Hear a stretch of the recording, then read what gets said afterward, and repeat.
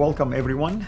This is Al Fadi, and I hope you have been enjoying this new video series on the effects of Islam and Christianity, or the harms of Islam and the benefits of Christianity concerning, at least in this case, the topic of child marriage.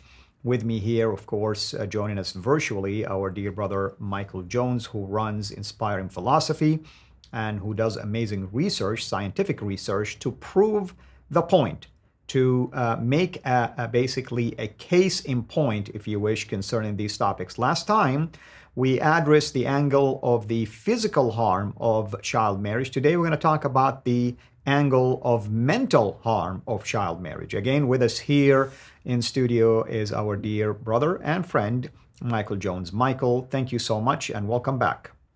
Yeah, thank you for having me. So what about the mental harm of child marriage? What does research say about that? Well, there is a ton of research that shows that child marriage is extremely harmful for the girls involved. It is just not something they're prepared for.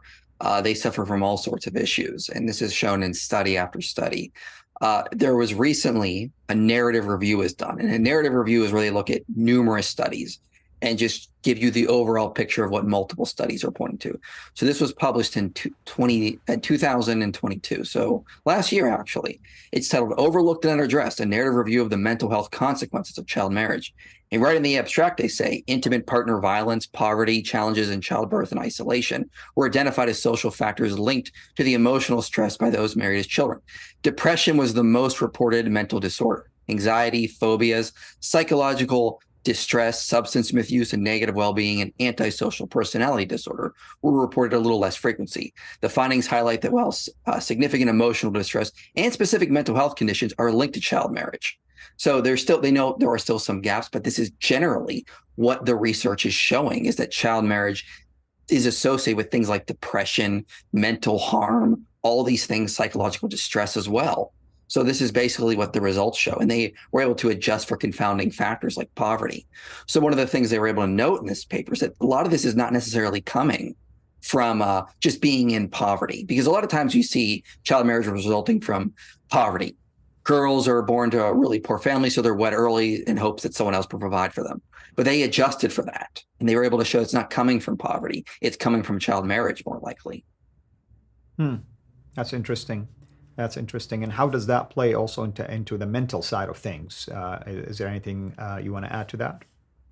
Yeah, well, let's talk a little bit about that. So one of these things they say is depression. They say early marriage increases depression risk by about 2.77 times, so almost 3 times, even after adjusting for substance abuse, unemployment, age, residence, and other negative life events. Those married early had higher rates of adjusted disorders like post-traumatic stress disorder, major depressive disorder.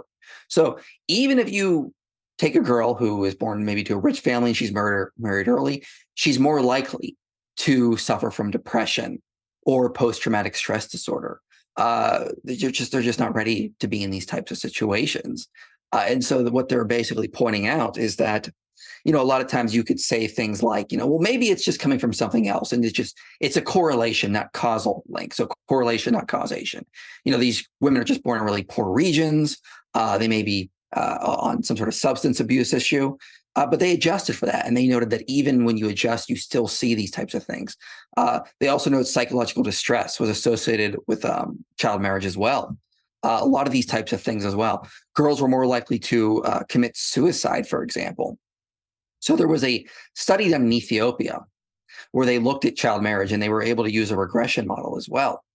They noted that for example, Ethiopia, girls were far more likely to commit suicide when they were wed young, and they compared them with women that were girls that were not married. So what they did basically is they did this comparison with girls in Ethiopia. They looked at about 2,700 girls. Girls that were married young were far more likely to have suicidal thoughts and attempts. Wow. Girls that were not married young did not have those same. So the study is associations of child marriage with suicidal thoughts and attempts among adolescent girls in Ethiopia. And the research author notes that if you're married young, you're far more likely to want to commit suicide, which is really unfortunate. It seems like it'd be far better to allow these girls to have an education, complete their childhood before they're married, because it's so much better for their own mental well-being.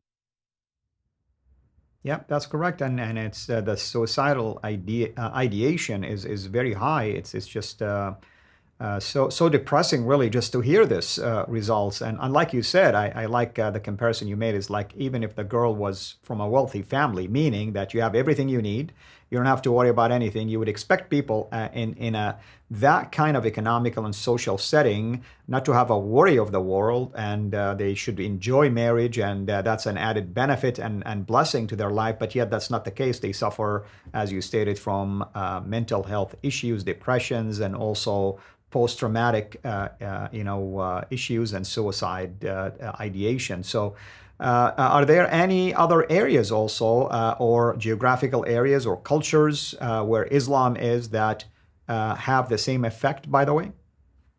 Well, yeah, we see this wherever child marriage shows up. So if Islam is promoting child marriage, this mental harm is going to come with it. So the study on suicide I just noted in Ethiopia, they say in the discussion section, they say the study's findings are compatible with findings in the United States, that adult women married as children were 1.41 times more likely to have had a lifetime history of psychiatric disorders compared with women in their adulthood. So not only are these poor girls more likely to commit suicide or have suicidal thoughts, they're more likely to develop psychiatric disorders. In the narrative review I talked about earlier, they say in the US, those married as children were more likely, 24% more likely to report 3 or more stressful life events in the previous 12 months compared with those married as adults. So girls that are basically being married as children, really sad is that they're more likely to have suicidal thoughts, have suicidal attempts, suffer from stress, depression, psychological distress, post-traumatic stress disorder. Depression is really big among them. They're just very likely to suffer in these types of situations. And this should make sense to any reasonable person. A girl who is like 12, 13, and she's being married to a man in her 20s is just not ready to be a mother. She's not ready to run a household, to be involved in sexual relations. She's a child. Her brain is still developing. Her body is still developing.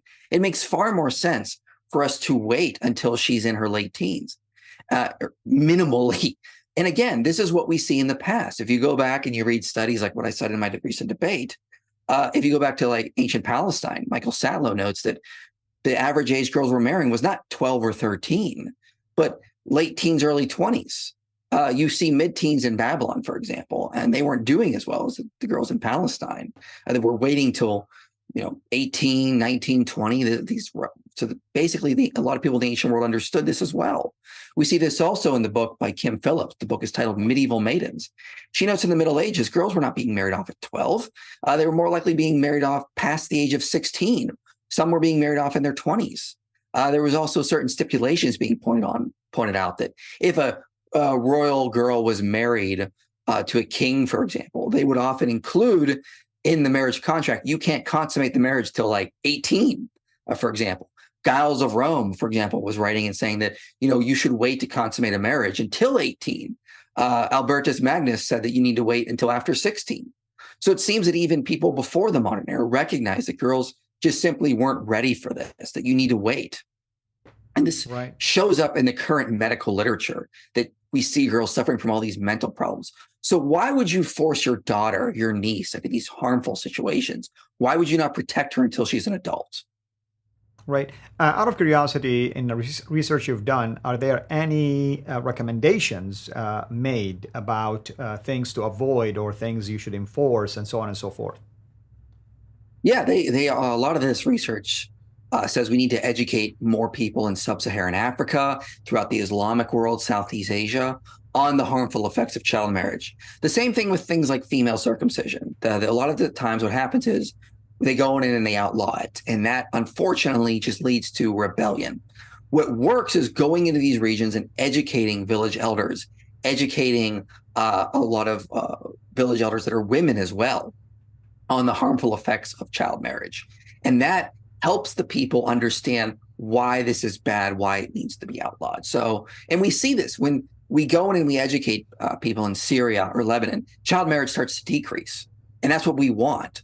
So what needs to happen is there needs to be more education. These videos that we're making here need to be shared with people in the Islamic world. who love their daughters. I believe Muslim men, for the most part, love their daughters, and they don't want don't want to put their daughters in harmful situations. So Right. we should be helping, encouraging them to help their daughters live better, flourishing lives. And that starts by not putting them into child marriages, waiting until they're at least 18. Absolutely. Absolutely. Well, Michael, how about next time we talk about the social problems that results from child marriage? Is that something And that we can address? we can talk about it increases likelihood of getting an STD, divorce, intimate partner violence, you name it. Wonderful, wonderful, wonderful. I mean, about the ability I to know what you mean, continue, yeah. of course, but sad about the topic. And really, I know people might be surprised, why am I taking a scientific angle in my channel?